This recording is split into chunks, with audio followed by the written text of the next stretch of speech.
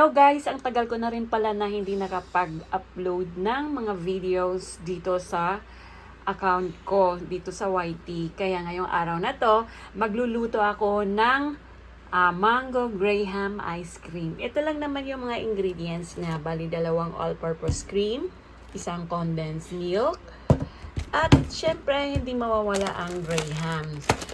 Since wala namang sa ngayon merong fresh mango pero mahal talaga. Kaya ang gagamitin ko ay ang frozen mango. Kaya let's go guys! Gagawa nga pala tayo. So guys, ready na yung mga ingredients natin. Binuksan ko na yung all-purpose cream, condensed milk, at ganito kalalaki yung graham crackers. Ganito siya. At yung frozen mango.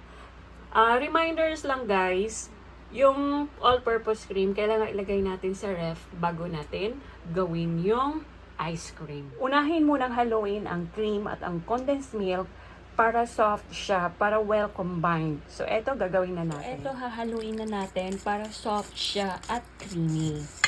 Ganito. Pagkatapos kong i-mix yung condensed milk at yung cream, nilagay ko na rin yung mangga. Inuna ko yung mangga kasi medyo matigas siya kasi frozen yung mangga eh. Ganito kalalaki yung mangga ko. Tinamad na ako mag-slice ng mangga. Siguro mas masarap pag ganito malalaki, di ba?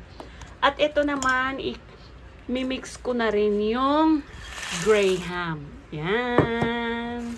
Mix lang. Mekos. So, ayan, naihalo ko na lahat. Yung grahams, yung mangga.